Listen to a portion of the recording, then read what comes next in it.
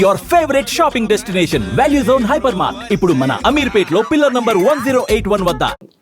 అంటే మన ఇండియాలో ఉన్న కొంతమంది ఏమనుకుంటున్నారంటే ఈ బ్రిక్స్ నోట్ అని కొత్తగా ఈ మధ్య వస్తుంది కదా సార్, ఆ నోట్ వల్లనే ఇవన్నీ ట్రంప్ కావాలని మన ఇండియా మీద కక్షపాతంతో చేస్తున్నాడు అని చెప్పి BRICS note first of all లేదు. బ్రిక్స్ నోట్ అని ఏ నోట్ లేదు. అది ఏంటి సార్ మరి? బ్రిక్స్ వాళ్ళ ఇంటర్ కరెన్సీ ఎక్స్చేంజ్ కోసం భారతదేశం బ్రెజిల్తో ట్రేడ్ చేసుకోవడానికి డాలర్ కాకుండా మనం ఇంకే కరెన్సీ వాడుకోవచ్చు. ఫర్ ఎగ్జాంపుల్ రష్యాతో మనం ట్రేడ్ చేస్తున్నప్పుడు రష్యా స్విఫ్ట్ సిస్టమ్ అనే ఒక ఇంటర్నేషనల్ సిస్టమ్. మీరు ఇప్పుడు ఒక ఇంటర్ కంట్రీ ట్రాన్స్ఫర్ చేస్తే ఇక్కడ నుంచి మీరు యూఎస్కి వచ్చి డబ్బులు పంపిస్తున్నారు, మీ తమ్ముడు అక్కడ చదువుకుంటున్నాడు, మీరు ఆయనకి ఫీజు ఇక్కడి నుంచి పంపిస్తున్నారు, మీరు బ్యాంక్కి వెళ్ళి డబ్బులు కట్టి వాళ్ళ బ్యాంక్కి ట్రాన్స్ఫర్ చేస్తారు. ఆ వర్క్ చేస్తున్న సిస్టమ్ పేరు స్విఫ్ట్ ఇంటర్నేషనల్ సిస్టమ్. రష్యాని బ్యాన్ చేసి పడేశారు దాని నుంచి, ఎందుకంటే యుక్రెయిన్ వార్ స్టార్ట్ చేయగానే.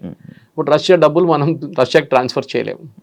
మనం ఏం చేస్తాం, సరే మేము రూపీలో పే చేస్తాం మీకన్నా, డైరెక్ట్ బ్యాంక్ ట్రాన్స్ఫర్ రూపీ నుంచి మా స్టేట్ బ్యాంక్ నుంచి మీ రష్యన్ బ్యాంక్కి ఇచ్చేస్తారు.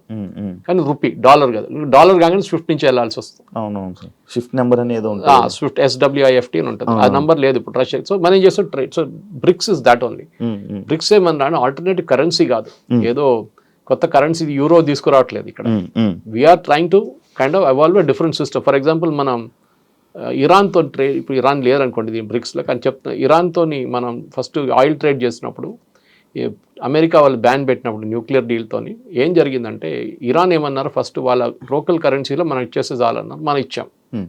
దాని తర్వాత మనం చెప్పాం అది కూడా చేయలేము, యూఎస్ చాలా ప్రెషర్ పెడుతున్నా అంటే ఒక పని చేయండి, మాకు బియ్యం కావాలి, మాకు ఇన్ని టన్స్ మిలియన్ టన్స్ బియ్యం కావాలి, మీ దగ్గర ఆ బియ్యం మాకు ఇచ్చేసేయండి, మేము మీకు ఆయిల్ ఇచ్చేస్తాం. బార్టర్ ట్రేడ్ అంటాం అన్న పాత సిస్టమ్లో అట్లనే ఉండే, మీరు అది ఇచ్చి మీరు తీసుకు. సో ఈ బ్రిక్స్తో దీనికి సంబంధం లేదు. ట్రంప్కి కోపం ఏంటంటే ఆ లాబీ చాలా పవర్ఫుల్ అయిపోతుంది, దాంట్లో రష్యా అండ్ సౌత్ ఆఫ్రికా అస్సలు పడదు, చైనా ఇంకా పడదు, మిగిలింది ఎవరు? ఇండియా కదా. ఇండియా మీద టార్గెట్ చేస్తారు. సో ఇండియాని టార్గెట్ చేయడంలో ఇండైరెక్ట్లీ వీళ్ళు ముగ్గురు ఉన్నారని చెప్పి టార్గెట్ చేస్తున్నారు. కానీ బ్రిక్స్కి దీనికి సంబంధం లేదు. It is nothing do with it is basically ఆయన ఎలక్షన్ క్యాంపెయిన్లో చెప్పిన మాట చేస్తున్నాడు. ఎలక్షన్ క్యాంపెయిన్ చెప్పాడు, నేను రాగానే ఇమిగ్రేషన్ పెట్టి H1B వాళ్ళని అందరిని తీసేస్తా అని చెప్పి. అప్పుడు డిఫెండ్ చేయడానికి వచ్చిన ఎవరు? Elon Musk. ఎలాన్ మస్క్ ఏమన్నారంటే H1B వర్కర్స్ వస్తున్న దాంతో పాటు మనకి యుఎస్లో ఇన్నోవేషన్ ఇంప్రూవ్ అవుతుంది అన్నారు, విచ్ ఇస్ కరెక్ట్. ఇక్కడి నుంచి ఫస్ట్ ఎర్లీ స్టేజెస్లో H1Bలో 90s అండ్ ఎర్లీ 2000 వెళ్ళిన వాళ్ళు చాలామంది ఇన్నోవేటివ్ ప్రోడక్ట్స్ తీసుకొచ్చారు. మన దేశంలో ఒక్క ఇన్నోవేటివ్ ప్రోడక్ట్ కూడా మీరు చెప్పండి ఏదైనా తయారు చేసింది. ఒక ఐప్యాడ్ తయారు చేసామా మనం? ఐపాడ్ తయారు చేసామా? ఏం తయారు చేసాం చెప్పండి మనం? We are services country. ఐటీ కూలీ అని నేను వర్డ్ వాడను, అది it is a derogatory word. కానీ మనం చేస్తున్న సర్వీసెసే. అక్కడ ఉన్న అమెరికన్ కంపెనీకి ఇక్కడ నుంచి అవుట్సోర్స్ చేశారు, మనం సర్వీస్ చేస్తున్నాం. వాళ్ళ బ్యాక్ ఎండ్ మెయింటైన్ చేస్తున్నాం, వాళ్ళ అకౌంట్స్ మెయింటైన్ చేస్తున్నాం, అకౌంట్ రిసీవబుల్స్ మెయింటైన్ చేస్తున్నాం, అన్నీ మనం చేస్తున్నాం ఇక్కడ నుంచి. అంతే. అదే సార్, ఇప్పుడు యుఎస్ వాళ్ళకి మన ఇండియా మీద కక్ష లేకపోతే యాపిల్ కంపెనీ ఇండియాలో పెడతానంటే లేదు యుఎస్లోనే పెట్టాలని చెప్పి అది ఇష్యూ చేశారు కదా, మరి అది చేస్తాడు కదా. సిద్ధరామయ్య ఏమో బెంగళూరులో పెట్టమంటారు, మన కంట్రీలోనే కాంపిటీషన్ ఉంది. అమెరికా ఏమంటారు, మా ఆధార్ పెట్టండి, మా దగ్గర 50,000 మందికి ఉద్యోగం వస్తుంది, ఇక్కడ పెట్టండి అని. అక్కడ ఎందుకు పెడుతున్నావు అని చెప్తారు. చెప్పాల్సిన చెప్తాడు, అంతే. వినాల్సిన వింటాడు. అంటే ఇలాంటి సిచ్యువేషన్స్ ఒకటి చూసుకుంటే అది వాళ్ళు Trump is a business man. ఆయన real estate dealer, real estate company నడిపిస్తాడు. ఆయన మాట్లాడే లాంగ్వేజ్ అది ఇది అంటే చేస్తావా లేదా అట్లా మాట్లాడతారు డైరెక్ట్. మన దగ్గర రియల్ ఎస్టేట్ అట్లా కాదు, కానీ ట్రంప్ లాంగ్వేజ్ అది. ఇదో స్ట్రైట్ ఫార్వర్డ్ డీలర్. నాకు ఎంత వస్తుంది చెప్పు, నీకు ఇంత ఇస్తాను నేను కథ, ఇది డీల్ అన్నమాట. సో ట్రంప్ చేసేది అన్నీ ఆయనకి అమెరికన్. నేను కూడా CNN ఒక ఒపీనియన్ పోల్ వచ్చింది చూశాను నేను, and CNN is anti Trump. దాంట్లో కూడా చాలామంది అమెరికన్స్ ట్రంప్ని సపోర్ట్ చేస్తున్నారు ఇప్పుడు 2-3 దాంట్లో. ఒకటి ఎకానమీ, సెకండ్ క్రైమ్, చాలా క్రైమ్ ఎక్కువ ఉండే అక్కడ, ఎస్పెషలీ వెనిజువేలా నుంచి వచ్చిన గ్యాంగ్లు, కొలంబియన్ గ్యాంగ్స్ వచ్చి అక్కడ రేప్లు, మర్డర్లు అన్నీ చేశారు యూఎస్లో చాలా సిటీ. వాళ్ళందరినీ పంపించేశారు, మిగతా వాళ్ళని అందరు జైలు వేసేశారు.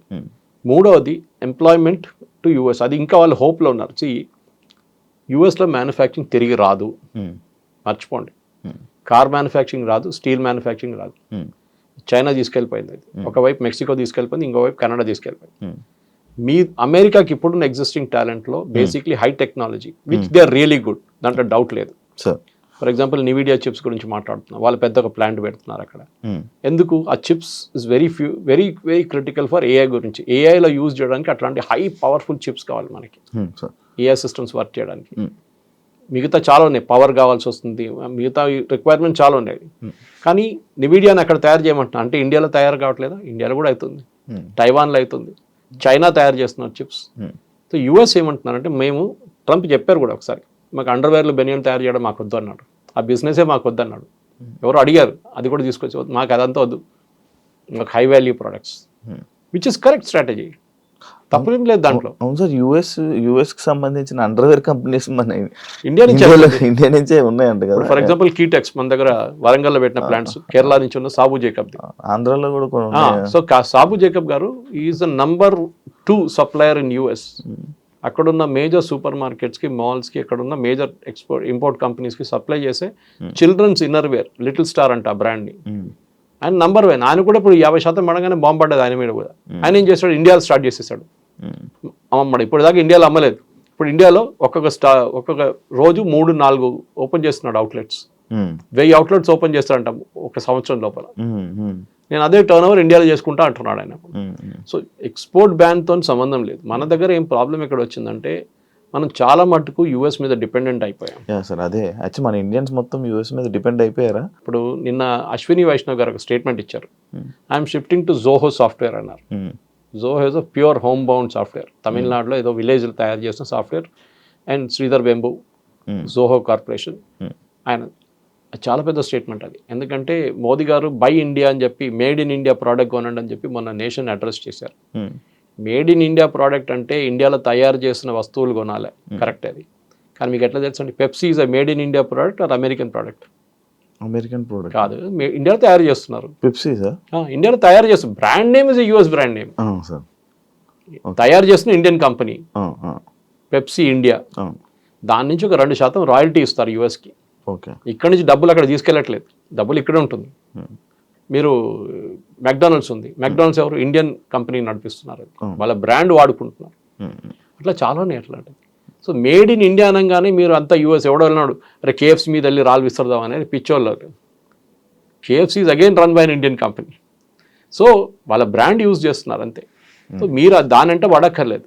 మేడ్ ఇన్ ఇండియా అనగానే డెఫినెట్లీ మనం చాలా ప్రోడక్ట్స్, ఫర్ ఎగ్జాంపుల్ యాపిల్ వస్తుందండి, కెనడా నుంచి వస్తుంది, మీరు చూసుంటారు సూపర్ మార్కెట్లలో.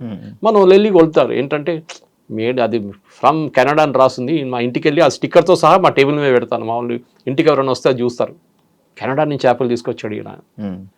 ఒక ఈగో ఇష్యూ ఉంది మనకి ముందు 90s 2000లో బయట నుంచి ప్రోడక్ట్స్ చాలా తీసుకొస్తున్నాయి. మేము కేరళ నుంచి, మా దగ్గర దుబాయ్ నుంచి ఎవరైనా వస్తే ఆ టైంలో 80s 90s నేను చిన్నపిల్లలప్పుడు స్కూల్ నుంచి కాలేజ్ బయటకు వచ్చిన టైంలో ఏం చేస్తామంటే, వాడు పర్ఫ్యూమ్లు ఒక పెద్ద డబ్బా తీసుకొస్తాడు. అక్కడ ఏం పని చేస్తాడు అడగాడు, పాపం ఆడు ఏదో కష్టపడి ఎక్కడో పని చేస్తుంటాడు, హోటల్లోనో ప్లేట్ వాషింగ్లోనో ఏదో చేస్తుంటాడు. అదంతా ఇడిసేసి ఆయన వస్తున్నాడు పర్ఫ్యూమ్లు ఒక 10 బాటిళ్ళు, 10 టీ-షర్ట్లు, 10 షార్ట్స్, ఇదన్నీ తీసుకొచ్చి అందరికి పంచి పెడతాడు. సో మనం ఏమనుకుంటాం, అరే ఇదంతా చాలా ఇదండి. ఇప్పుడు ఎవడైనా వస్తున్నాయి, అక్కడ ఏం తీసుకురాడు, ఇప్పుడు ఇండియాలోనే ఉంది దానికన్నా ఎక్కువ. So we're making our own products in India.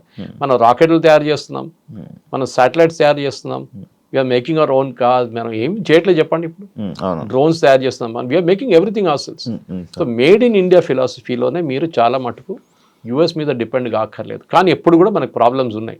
For example మన దగ్గర కమర్షియల్ ఎయిర్క్రాఫ్ట్, బోయింగ్ అని ఎయిర్బస్ మీద డిపెండ్ అవుతున్నాం. మన దగ్గర ఇంకా ప్రొడక్షన్ కాలేదు, చైనా స్టార్ట్ చేసేసారు ఇప్పుడు. అది పెద్ద ప్రాజెక్ట్, అది ఇప్పుడు కాదు, నెక్స్ట్ 50 సంవత్సరాలు కూడా కాదు అది. ఎందుకంటే మన దగ్గర వాల్యూమ్ ఉండదు. మనం ఎంత 300 ఎయిర్క్రాఫ్ట్ కొంటాం ఒక సంవత్సరానికి కావాలంటే, అది కూడా మ్యాక్సిమం. ఆ వాల్యూమ్తో సస్టైన్ చేయలేము, టెక్నాలజీ వేరే అది. కానీ ఫైటర్ ఎయిర్క్రాఫ్ట్ చూడండి, తేజస్ కానివ్వండి, నెక్స్ట్ జనరల్ యాక్మా తీసుకొస్తున్నాం, దానికి సాఫ్రాన్ ఇంజిన్ ఫ్రాన్స్ తీసుకొచ్చి మనం హైదరాబాద్లోనే తయారు చేస్తున్నాం దాన్ని. ఈవెన్ నెక్స్ట్ రఫాల్లో మొత్తం ఫ్యూసిలాజ్ హైదరాబాద్ తయారవుతుంది టాటా కంపెనీతో.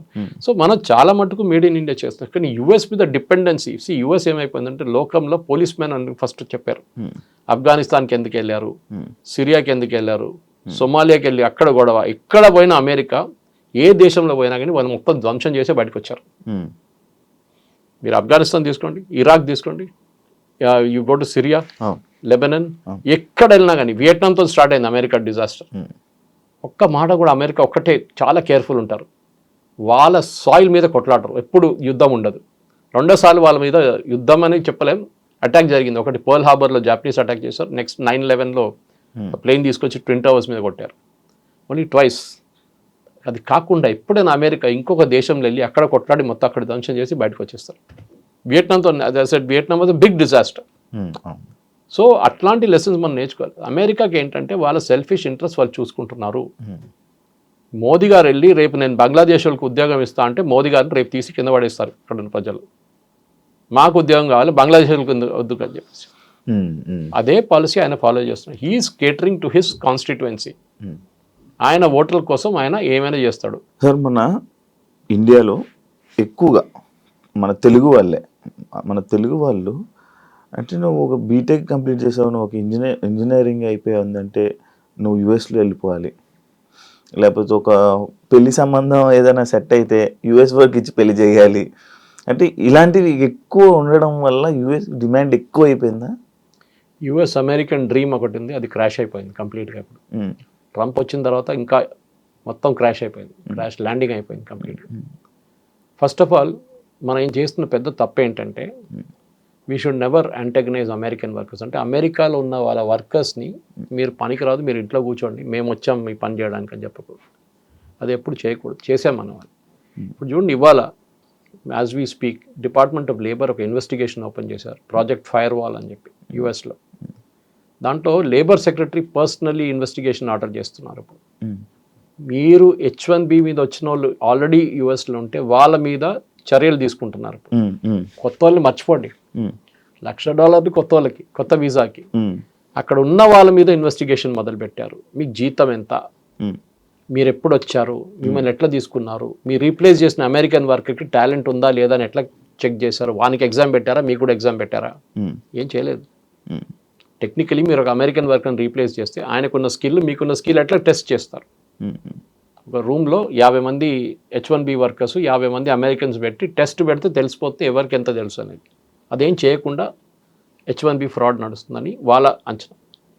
ఇప్పుడు మీడియన్ శాలరీ గురించి మాట్లాడుతున్నప్పుడు, మీడియన్ శాలరీ అంటే యావరేజ్ శాలరీ H1B వీసాలు వెళ్ళే వాళ్ళది ఇప్పుడు as per records, American records, government record $1,22,000 per year. Highest is 132 చూపిస్తుంది. ఇప్పుడు 122 ఇస్ యావరేజ్ మీడియన్. కానీ 122 ఇస్తున్నారా? అది చాలా పెద్ద ప్రశ్న. 122 ఇస్తే వాళ్ళు $1,00,000 $1,00,000 గడ్డానికి వాళ్ళకి ప్రాబ్లం లేదు, because this guy so skilled. కానీ కాదు కదా, అక్కడే జరుగుతుంది. సో ఈ డిపార్ట్మెంట్ ఇప్పుడు ఏం ఇన్వెస్టిగేట్ చేస్తున్నారంటే ఈ కంపెనీలు ఎవరైనా ఈ ప్రాబ్లం ఏంటంటే H1Bలో చాలా స్టెప్స్ ఉన్నాయి. చిన్న ఒక తప్పు జరిగితే కూడా you company will face a major penalty. ఇప్పుడు అదే జరగబోతుంది. And that to master American companies, అదే అన్నిటికంటే పెద్దది. ఉన్నది ఒకటే, మన ఫస్ట్ 10లో TCS ఒకటే నేను చెప్పాను. దాని తర్వాత ఇన్ఫోసిస్ వీళ్ళందరూ ఉంటారు, యూజువల్ కల్ప్రిట్స్, కాగ్నిజెంట్ వీళ్ళందరూ ఉంటారు. కానీ మేజర్ ప్రాబ్లం ఎక్కడ వస్తుందంటే మిస్టెప్స్ అంటారు. మనం చిన్న ఒక తప్పు ఫామ్లో ఫిల్అప్ చేస్తున్నప్పుడు, లేకుంటే పిటిషన్ ఫైల్ చేస్తున్నప్పుడు చిన్న ఒక తప్పు చేస్తే ఇప్పుడేమంటున్నా అంటే ఇన్వెస్టిగేషన్ బయటకు వస్తే మీరు ఏ అమెరికన్ వర్కర్ని తీసేశారో ఉద్యోగం నుంచి వాళ్ళకి ఆ డబ్బులు ఇవ్వాలంటున్నారు. అంటే ఇంట్లో కూర్చొని ఒకడు వాడికి జాబ్ పోయింది ఎందుకంటే ఇండియన్స్ని తీసుకొచ్చారో లేకుంటే చైనీస్ని తీసుకొచ్చారని చెప్పగానే ఆయనకు బ్యాక్ వేజెస్గా ఇన్వాల్వ్స్ వస్తుంది. ఈ కంపెనీని బ్లాక్ లిస్ట్ చేసి పడేస్తారు. అప్పటి నుంచి మీరు తీసుకురాలేరు ఇండియా H1B వర్కర్స్ని యుఎస్కి. ఇన్వెస్టిగేషన్ చాలా దూరం ఇప్పుడు స్టార్ట్ అయింది ఇవాళ నుంచి. నెక్స్ట్ ఒక నెల రోజులు I think it will be hell. అంటే మనం అగైన్ ఎంప్లాయీ మీద ఇన్వెస్టిగేషన్ కాదు, తీసుకొచ్చిన కంపెనీ వాళ్ళ ఇన్వెస్టిగేషన్. అమెజాన్ కానీ మెటా కానీ మీరు మిగతా కంపెనీ ట్విట్టర్ చాలా మంది ఉన్నారు అట్లా తీసుకొచ్చిన వాళ్ళు. ఇప్పుడు మన వాళ్ళు అక్కడ వెళ్ళిన ఉన్న వాళ్ళకి అక్కడ ఏం ఇష్యూ లేదా సార్? ఉండొచ్చు. ఇఫ్ యూఆర్ కాట్, ఆబ్వియస్లీ కదా, ఇఫ్ యూఆర్ కాట్ మీ మీద ఫ్రాడ్ జరిగింది, మీరు కూడా ఫ్రాడ్లో మీరు కూడా you're a part of it అంటే దెన్ ఇట్స్ అ ప్రాబ్లం. అంటే వీసా అనేది ఎప్పుడైనా రిజెక్ట్ చేయొచ్చు. It's not a birth right. మీరు సిటిజన్ కాదు కదా, యుఎస్ సిటిజన్, మీరు ఇండియన్ సిటిజన్. అక్కడ H1B మీద వెళ్ళారు, ఒక స్పెసిఫిక్ ఎంప్లాయ్మెంట్ వీసా, అది ఆ వీసా రూల్స్ మీరు వైలేట్ చేశారు. మీరు వైలేట్ చేశారు, కంపెనీ వాళ్ళు చేశారు, ఇట్స్ అ డిఫరెంట్ థింగ్. కానీ మీరు కూడా అక్కడ సంతకం పెట్టారు సేయింగ్ దట్ నాకు ఇంత స్కిల్ ఉంది, నేను వచ్చే అమెరికన్ వర్కర్ కన్నా నాకు ఎక్కువ స్కిల్ ఉందని చెప్పేసి. సపోజ్ మీరున్నారు, మీ దగ్గర B Tech and PhD, M Tech and PhD ఉందండి ఒక సబ్జెక్ట్ మెషిన్ లెర్నింగ్లో. మీరు వెళ్ళి ఒక అమెరికన్ వర్కర్ని రీప్లేస్ చేసినప్పుడు ఆయన కూడా అదే స్కిల్ ఉంటే మీరు ఎందుకు రీప్లేస్ చేస్తారని అడుగుతారు. ఆయనకు ఎంటెక్ ఉంది, is also done is PhD machine learning, same subject. ఆయన కూడా 98% మార్కులు ఉన్నాయి, మీకు కూడా 98 ఉంది కాలేజ్ నుంచి. మళ్ళీ ఆయన ఎందుకు రీప్లేస్ చేస్తున్నారు? మీకు 10 సంవత్సరాల ఎక్స్పీరియన్స్, ఆయన కూడా 10 సంవత్సరాల experience. So you have to argue. ఇప్పుడు ఇన్వెస్టిగేట్ చేస్తున్నారు, మీరు ఎవరిని రీప్లేస్ చేశారో. The rule is, basic rule of H1B is అమెరికాలో ఆ టాలెంట్ లేదు, దానికోసం మేము బయట నుంచి తీసుకొస్తున్నాం. అమెరికాలో టాలెంట్ ఉంది, అమెరికన్ సిటిజన్స్కి ఉందంటే మీరు ఎందుకు తీసుకొచ్చారని ఆర్గ్యుమెంట్. సో బేసిక్లీ ట్రంప్ ఏం చేస్తున్నారంటే అమెరికన్ వర్కర్స్కి, అమెరికన్ సిటిజన్స్కి ఉద్యోగం రావాలి, బయట నుంచి వాళ్ళకి మేము ఎందుకు ఉద్యోగం ఇవ్వాలని చెప్తున్నారు. ఇది తెలుగు స్పీకింగ్ స్టేట్స్లో చాలా పెద్ద ప్రాబ్లం. ఎందుకంటే మన దగ్గర కల్చర్ క్రియేట్ చేస్తారు. ఇప్పుడు నేను వచ్చే కేరళ నుంచి ఆ ప్రాబ్లం లేదు, దీంట్లో ముందు కూడా చెప్పాను. కర్ణాటకలో లేదు, తమిళనాడులో లేదు. ఈ పంజాబ్లో కన్నడకి వెళ్ళడానికి పెద్ద ఒక ఇది ఉంది, అది ఫార్మింగ్ క్రైసిస్. అది గుజరాతీ వాళ్ళు ట్రేడింగ్కి వెళ్తారు. మీరు లండన్కి వెళ్ళండి, న్యూయార్క్ వెళ్ళండి, మోటల్స్ అంతా వాళ్ళదే ఉంటుంది కంప్లీట్. వాళ్ళ బిజినెస్ అలాగే, వాళ్ళ ఉద్యోగంకి వెళ్ళట్లేదు, వాళ్ళు ఇన్వెస్ట్మెంట్కి వెళ్తున్నారు అక్కడ. సో దాన్ని ఇప్పుడు ట్రంప్ వెల్కమ్ చేస్తున్నారు. మీరు $5 మిలియన్ పెట్టండి, మీకు కార్డు ఇచ్చేస్తా అంటున్నాడు, ట్రంప్ కార్డు ఇచ్చేస్తా అంటున్నారు. సపరేట్. సో మన వాళ్ళు మస్తు పెడతారు $5 మిలియన్. గుజరాతీస్కి అసలు ప్రాబ్లమే ఉండదు, ఫటాఫట్ పెట్టేస్తారు వాళ్ళు. కానీ దానికి కూడా ఒక ఇది ఉంది, పద్ధతి ఉంది. ఇచ్చిన వాడు అందరికి ఇయ్యరు, they will select people and only then let them in అనమాట. సో మేజర్ ఇప్పుడు the end of day bottom line ఏంటంటే, మీరు H1B వీసా అంటే ఏంటి అర్థం చేసుకోండి. మనందరు కూర్చొని లెక్చర్ కొట్టే బదులు మీరు అందరు కోపం పడి మీరు మోదీని తిట్టడమో ట్రంప్ని తిట్టడం కాదు. H1B is not a matter of right, discretion వాళ్ళది. ఇవ్వాలన్నా వద్దా అనేది అమెరికన్స్ గవర్నమెంట్ ప్రెరగేటివ్. మీరు H1B మీద వెళ్తున్నప్పుడు you're replacing an American worker, అది వాళ్ళకు కోపం వస్తుంది. యా సార్, ఈ వాళ్ళని రీప్లేస్ చేసే ఇదే సిచ్యువేషన్లో ఈ టాపిక్లోనే సార్ రీసెంట్గా ట్రంప్ అంటే అదే టైంలో ఇది ఒకటి విన్నాం సార్ నేను. లైక్ హోమ్లెస్ పీపుల్, అక్కడ ఉన్న హోమ్లెస్ పీపుల్ ఎక్కువ ఉన్నారు, వాళ్ళందరికీ మళ్ళీ సెట్ చేసి, వాళ్ళందరికీ ఎంప్లాయ్మెంట్ సెట్ చేసి ఈసారి బయట తిరగకుండా చెయ్యాలి, అక్కడ ఉన్న వాళ్ళందరినీ సెట్ చేయాలి అని అనుకుంటున్నట్టు ఒకటి అప్పుడు చూసాను సార్. అదేంటి సార్? అదంతా ఈజీ కాదండి. అమెరికాలో ప్రాబ్లం ఏమొచ్చిందంటే, ఐటీ పక్కన పెడతాం ఫర్ ఎ మూమెంట్. అమెరికాలో మ్యానుఫ్యాక్చరింగ్ పవర్ ఉండే America 1960s, 70s, 80s, 90s దాకా. చైనా ఎప్పటి నుంచి పెరిగిందో ఆ రోజు నుంచి అమెరికన్ మ్యానుఫ్యాక్చరింగ్ పడిపోయింది. స్టీల్ కానివ్వండి, కార్ ఛాంపియన్స్ అమెరికన్, క్రిస్లర్ కానివ్వండి, ఫోర్డ్ కానివ్వండి, అక్కడి నుంచే కార్ మొదలైంది కదా. అవును, ఫోర్డ్ కాదు ఫస్ట్ కార్ అక్కడే మొదలైంది. దాని తర్వాత స్టీల్, బెత్లెహెమ్ స్టీల్, వాళ్ళ పెద్ద పెద్ద ప్లాంట్స్ ఉండే స్టీల్. కానీ ఏంటంటే అమెరికాలో ప్రాబ్లం, గంటకి $10 జీతం మినిమం వేజ్ యావరేజ్గా. మీరు గంటకి $10 పెడితే ఒక రోజుకి ఎంత అయిందండి? 8 గంటలు పెట్టుకోండి, 8 into 10, 80. ఒక నెలకి ఎంత అయింది క్యాలిక్యులేట్ చేసుకోండి. 8 into 10 into 30, హాలిడేస్ కూడా కంప్లీట్ చేసి మీకు జీతం ఎంత అయింది అప్పుడు? This is where the problem starts. American వర్కర్స్కి ఎప్పుడు నేను ఎక్స్ప్లెయిన్ చేస్తుంటాను కాలేజ్లో లెక్చర్స్కి వెళ్ళినప్పుడు, why America is not productive అంటే, మీ ఇంటికి ఒక ప్లంబర్ వస్తే $500 ట్యాప్ ఫిట్ చేయడానికి $1000 తీసుకుంటే that means that economy is finished. Tap విలువ $500, కానీ ఆ ఫిట్ చేసి వచ్చినోడు $1000 తీసుకుంటున్నాడు. అమెరికాలో అదే జరుగుతుంది, వాడు వచ్చిన పని చేసి వెళ్ళిపోతాడు, ఇంకేం చేయడు. మన దగ్గర ఏం చేస్తారు, ప్లంబర్ వస్తే అరే అక్కడ కొంచెం లీక్ ఉంది, ఇక్కడ కొంచెం లీక్ ఉంది, అది చూడు ఇది చూడు అని చెప్పి 10 పనులు చేయించుకుంటాం అంత. ఇది నార్మల్. అఫ్కోర్స్ అర్బన్ క్లాప్తో చేయలేరు, అర్బన్ కంపెనీతో, కానీ మిగతా చిన్న చిన్న దాంట్లో అది చేస్తారు వాళ్ళు. సో వీఆర్ స్టిల్ దానికోసం India is not a cheap economy. మనం చాలామంది చీప్ అని చెప్తాం, కాదు, వీఆర్ అ కాస్ట్ ఎఫెక్టివ్ ఎకానమీ. మన దగ్గర ఇప్పుడు కూడా ఐటీ సెక్టర్లో పనిచేస్తున్న చాలామందికి మంచి ఉద్యోగాలు, మంచి జీతంలో ఉన్నాయి ఇక్కడ ఉండి కూడా. అమంగ్ ద ఎంటైర్ ఇండస్ట్రీ వాళ్ళకి బహుశా ఇంకా అన్నిటికంటే ఎక్కువ వాళ్ళే. కానీ ప్రాబ్లం ఎక్కడ వచ్చిందంటే, ఇది ఒక షో ఆఫ్ లాగా అయిపోయింది. ఏం పని చేస్తున్నా అంటారు, ఐటీ సెక్టర్లో అంటాడు, వాడు ఏం చేస్తున్నాడు ఐటీలో అడగకండి, అది ఇంకో ప్రాబ్లం. ఉద్యోగం మీకు చెప్పాను చూడండి, ఎడ్యుకేషన్ నుంచి కూడా ఇంజనీరింగ్ కాలేజ్ మంది 100% ప్లేస్మెంట్ అని బోర్డు పెడతారు. ఛాలెంజ్ చేస్తున్నాను, మన జేఎన్టీ కూడా ఒక ఎంక్వైరీ ఆర్డర్ చేశారు, ఈ 100% ప్లేస్మెంట్ లేదు, ఇంకా హారిబుల్ అయిపోతుంది ఇంకా ఇక్కడి నుంచి. సో మీరు టాలెంటెడ్ ఉంటే, ఏ ఫీల్డ్ అయినా కానివ్వండి, ఇఫ్ యు ఆర్ టాలెంటెడ్, మీ దగ్గర నాలెడ్జ్ ఉంటే మిమ్మల్ని ఎవడైనా వచ్చి ఎత్తుకెళ్తాడు, నో ప్రాబ్లం. ఎంత డబ్బులు ఇచ్చని తీసుకెళ్తాడు. కానీ మీరు టాలెంట్ లేదు, మీరు ఒట్టిగా హవాలా మాట్లాడుతున్నారంటే మీరు ఎక్కడ వెళ్ళలేరు. మన దగ్గర ప్రాబ్లం ఏంటంటే ఇన్డెప్త్ నాలెడ్జ్. ఎందుకు అమెరికన్ యూనివర్సిటీకి వెళ్తున్నారండి? మన దగ్గర యూనివర్సిటీలు లేవా? మన దగ్గర ఇంత మంచి ఐఐటీలు ఉన్నాయి, మనతో బిట్స్ పిలాని ఉన్నాయి, మన దగ్గర ఇండియన్ ఇన్స్టిట్యూట్ ఆఫ్ సైన్స్ ఉంది. మళ్ళీ ఎందుకండి మీరు అమెరికాకి వెళ్తున్నారు? ఇది ఒకటి. ఏమంటున్నారంటే మన దగ్గర ఎడ్యుకేషన్ ఎస్పెషల్లీ పోస్ట్ గ్రాడ్యుయేట్ లెవెల్లో అంత క్వాలిటీ లేదు, దానికోసం అమెరికాకి వెళ్తున్నాను. సరే మీరు వెళ్ళారు, చదివి ఎంతమంది రిటర్న్ వచ్చారండి? అది లేదు. ఆస్ట్రేలియాకి వెళ్తారు, ఆస్ట్రేలియన్ యూనివర్సిటీస్ క్వాలిటీ అంతే సంగతి. కెనడా కూడా అంతే, దీనికన్నా ముందు చెప్పాను మీకు అది. సో మీరు ఎడ్యుకేషన్కి వెళ్తున్నారా? Are you going for permanent employment? Permanent తిరిగి రావడానికి మీరు చూడలేదు, అసలు తిరిగి చూడలేదు మీరు. ఇది ఈ అమెరికన్ డ్రీమ్. మీరు అడిగిన ప్రశ్న జవాబు ఇది. ఆ అమెరికన్ డ్రీమ్ అయిపోయింది. Forget the American dream. Okay, మీరు కావాలంటే వర్క్ వీసాలు వెళ్ళండి, మీటింగ్లు అటెండ్ చేయండి, వచ్చేసేయండి. కానీ you cannot go there and stay and make a living. దీనికన్నా ముందు వెళ్ళిన వాళ్ళు దేవర్ లక్కీ, వాళ్ళు గ్రీన్ కార్డ్ వచ్చింది, దాని తర్వాత సిటిజన్షిప్ వచ్చింది. చాలామంది ఇండియన్స్ ఉన్నారు దాంట్లో. కానీ ఇంకా ఇక్కడి నుంచి ముందుకు వెళ్తూ it will become very tough. నిన్న ట్రంప్ యునైటెడ్ నేషన్స్ మాట్లాడినా కూడా చెప్పారు యూరోప్ గురించి, మీరు ఇమిగ్రేషన్ పాలసీ మిమ్మల్ని ముంచేస్తుంది, మీరు బయట నుంచి వాళ్ళు అందరు తీసుకుంటున్నారు, మీరు మునిగిపోతారని చెప్పి నిన్న వార్నింగ్ ఇచ్చారు, యూకే ఎస్పెషలీ. ఇది కరెక్ట్.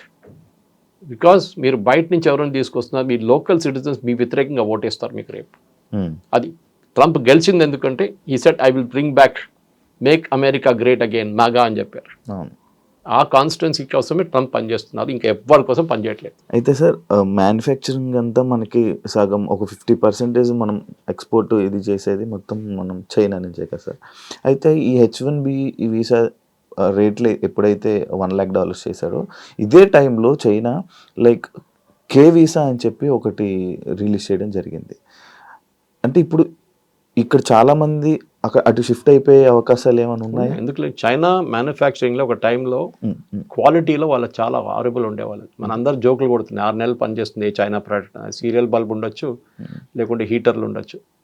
ఇప్పుడు చైనా చాలా ముందుకు వెళ్ళిపోయిందండి ఇన్ టర్మ్స్ ఆఫ్ మ్యానుఫ్యాక్చరింగ్. వాళ్ళు BYD కార్స్ చూడండి, వాళ్ళకి ఏం తక్కువ కాదు టెస్లాతో. They are as good as any company. China వాళ్ళ క్వాలిటీ చాలా మంచిగా పెంచుకున్నారు, ఎందుకంటే వాళ్ళు ఎక్స్పోర్ట్ చేస్తున్న కంట్రీస్, వాళ్ళు they are exporting to Europe, exporting to US. వాళ్ళ సేఫ్టీ స్టాండర్డ్స్ చాలా స్ట్రిక్ట్. మీరు అక్కడ కార్లు అమ్మలేరు వాళ్ళ సేఫ్టీ స్టాండర్డ్ మీట్ చేయకపోతే. మన కార్లు ఎక్కువ వెళ్ళట్లేదు బయట US కంతా, ఎందుకంటే మన సేఫ్టీ స్టాండర్డ్ అంత మంచి కాదు మనది. క్రాష్ టెస్ట్ చేస్తే కూడా మనం పాస్ కావు. మన చైనా నుంచి మనం చాలా మటుకు ప్రోడక్ట్స్ తెప్పించుకుంటాం. మీరు చెప్తున్నారు చూడండి, ఐఫోన్ ఇప్పుడు కూడా మ్యానుఫ్యాక్చరింగ్ శ్రీపెరంబదూరులో నడుస్తుంది, ఇప్పుడు ఢిల్లీలో మొదలు పెట్టారు అండ్ గుర్గాం వైపు. ఈ ఐఫోన్లో కూడా ఇప్పుడు కూడా మనం 12% కాంపోనెంట్స్ చైనా నుంచి వస్తుంది. అది మన టైం పడుతుంది, సంవత్సరం 2 సంవత్సరాల్లో we will be able to make the same things, flat bed panels కానీ మిగతా ఏమైనా కానీ. ఇప్పటికి మన చైనా దగ్గర నుంచి మనం నేర్చుకోవాల్సిందంటే, కోవిడ్ టైంలో సప్లై చైన్ మొత్తం డిస్టర్బ్ అయిపోయింది. ఫర్ ఎగ్జాంపుల్ మనం ఫార్మస్యూటికల్స్లో మనం బేసిక్ ఫార్మస్యూటికల్స్ మర్చిపోయి, APIs అంటారు దాన్ని, మనం దాన్ని మర్చిపోయి, అంటే బేసిక్ రా మెటీరియల్ మనం ముందు తయారు చేస్తుండే పటాన్చెరులో, జీడిమెట్లలో అంతా. అది మనం ఏమన్నా దాని వాల్యూ అడిషన్ లేదు. గ్రానైట్ రాయి ఇచ్చే బదులు దాన్ని కోసి అంత పాలిష్ చేసి గ్రానైట్ కాబట్టి నాకు ఇంకా 10,000 10 times or 20 times వాల్యూ వస్తుందని చెప్పి we got in to formulations. ఇప్పుడు మన ఫైనల్ ప్రోడక్ట్ తయారు చేసి డాక్టర్ రెడ్డీస్ కానివ్వండి, భారత్ బయోటెక్ కానివ్వండి, BE కానివ్వండి, ఎవరైనా కానివ్వండి, వీళ్ళు తయారు చేసి పంపిస్తున్నారు USకి. దానికోసం 50% డ్యూటీ వేసినప్పుడు, టారిఫ్ వేసినప్పుడు ఫార్మస్యూటికల్స్ లేదా లిస్ట్లో చూసారా మీరు? ఎందుకు? ఫార్మస్యూటికల్ మీద ఉండే కదా.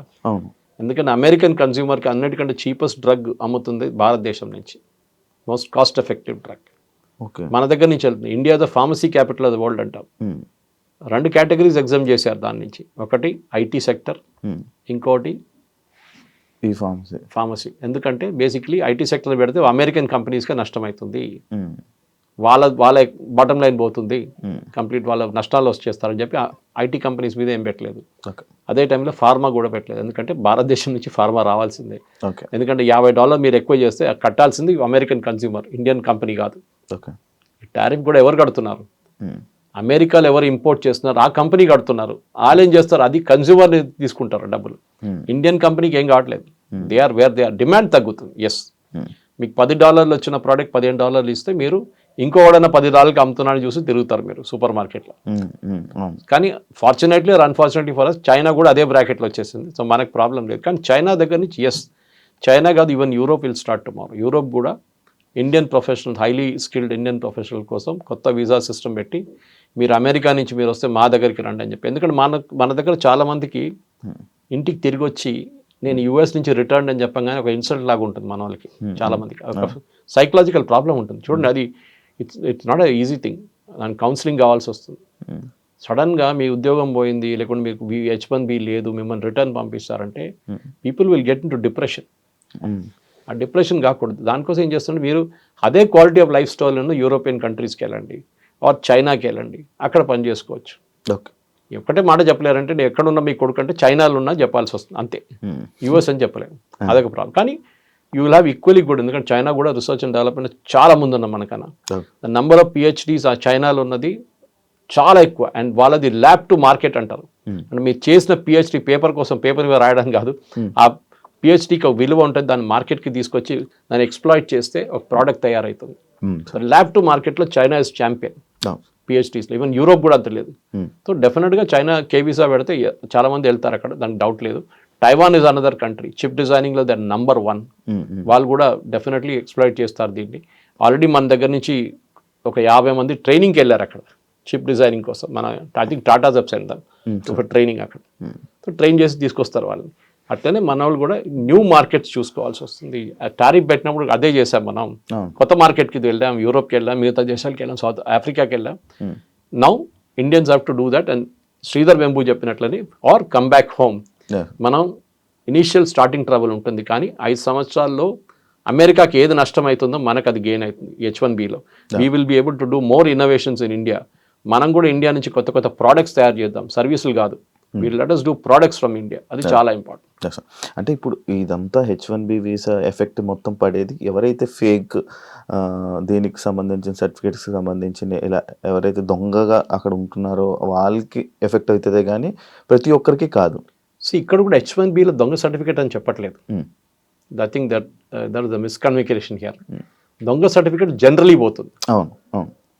మీరు ఎక్స్పీరియన్స్ చూపించినాడు 10 సంవత్సరాల నుండి 20 సంవత్సరాలు చూపించడానికి అక్కడ ఎక్స్పీరియన్స్ సర్టిఫికేట్ తయారు చేస్తారు. దాంట్లో మనం ఛాంపియన్స్. ఓకే. ఇప్పుడు ఈవెన్ ఇంటర్వ్యూస్లో ఫేస్ టు ఫేస్ ఇంటర్వ్యూస్ చేపిస్తున్నారు ఇప్పుడు పెద్ద పెద్ద IT కంపెనీస్. ముందు కెమెరా ముందు పెడితే పక్కన ఒకటి కూర్చొని ఆన్సర్ చేస్తుండే. అది చేసి ఇప్పుడు నా ఫేస్ టు ఫేస్ కంపల్సరీ చేశారు. H1B ప్రాబ్లం ఎక్కడ వస్తుందంటే కంపెనీ మిమ్మల్ని తీసుకున్నప్పుడు వాళ్ళ పెటిషన్ ఫైల్ చేస్తున్నప్పుడు, అప్లికేషన్ ఫైల్ చేసినప్పుడు దాంట్లో ఏమైనా తప్పు ఇన్ఫర్మేషన్ ఇచ్చారా మీ గురించి, లేకుంటే అమెరికన్ వర్కర్ ఈ స్కిల్ వర్కర్ లేరని చెప్పినప్పుడు ఉన్నప్పుడు లేదని చెప్తే అబద్ధం. అప్పుడు ప్రాబ్లం కంపెనీకి వస్తుంది, మీ వీసా కూడా ఇంపాక్ట్ అవుతుంది దాంతో. Thank you sir, thank you so much sir. నాకు తెలియదు అండ్ చాలా మందికి తెలియని ఇన్ఫర్మేషన్ని చాలా చక్కగా మంచిగా పాస్ చేసినందుకు. ఒక్కటే డిస్క్లైమర్ ఏంటంటే, నేను చెప్పిందంతా వేదవాక్యం అనుకొని అన్ని need not take it as truth. మీరు కూడా ఎక్స్పర్ట్స్ ఉంటారు దీంట్లో, ఈ ఫీల్డ్లో. నేను చాలా మటు చదివి రీసెర్చ్ చేసిన సబ్జెక్టే నేను మాట్లాడతాను. కానీ రోజుకి ఇది ఎంత మలుపు తిరుగుతుంది. రోజుకి ఒకరోజు చెప్పింది కాదు, నెక్స్ట్ ట్రంప్ ఇదే కదా. ట్రంప్ దగ్గర ఇవాళ అడిగితే పిల్లి ఏ కలర్ అంటే తెల్లదంటాడు, నెక్స్ట్ డే నల్లదంటాడు. అది ట్రంప్ ప్రాబ్లం అనమాట. సో మనం కూడా we should be constantly on the lookout. And specially నాకు అన్నిటికంటే పెద్ద వరి ఏంటంటే ఈ లేబర్ ఇన్వెస్టిగేషన్. ఇది ఇవాళ దాకా జరగలేదు. ఇది పెద్ద ఒక థ్రెట్. రాత్రికి రాత్రి బహుశా H1B క్యాన్సల్ కావచ్చు, ఎగ్జిస్టింగ్ వన్ కొత్త వాళ్ళని మర్చిపోండి. So this is what I want to say. ఉన్నవాళ్ళు. Thank you sir, thank you so much sir. మళ్ళీ ఇంకో కొత్త ఇన్ఫర్మేషన్తో మళ్ళీ జనాలకి ఇచ్చే ప్రయత్నంలో మళ్ళీ కలుద్దాం sir. Thank you so much sir, ఆ ఇంటర్వ్యూకి వచ్చినందుకు. చూసారు కదా ఇంటర్వ్యూ, ఇంకో గెస్ట్తో మళ్ళీ మీ ముందు కలుస్తాం. అంతవరకు థ్యాంక్ యూ సో మచ్. నిజంగా ప్రస్తుతం ఉన్నటువంటి సమాజం దేనికి ప్రయారిటీ ఇస్తుంది? ఆర్థిక సంబంధాల చుట్టూ మాత్రమే తిరుగుతుంది. మళ్ళీ ఎన్నికలంగానే చాలా విరక్తి కలుగుతాం. మంచి అనిపిస్తుంది కదా, లేడీస్ కూడా ఛాలెంజింగ్ జాబ్స్ చేసినప్పుడు చాలా బాగుంటది. ట్రాఫిక్ అసిస్టెంట్స్ గా నియమించిన ట్రాన్స్జెండర్స్ అందరితో సాల్యూట్ చేయించుకుంటున్నారు. ఫుడ్ డెలివరీ ఇవ్వటానికి వెళ్ళినటువంటి డెలివరీ బాయ్ అనిల్ పై కళ్ళ ముందు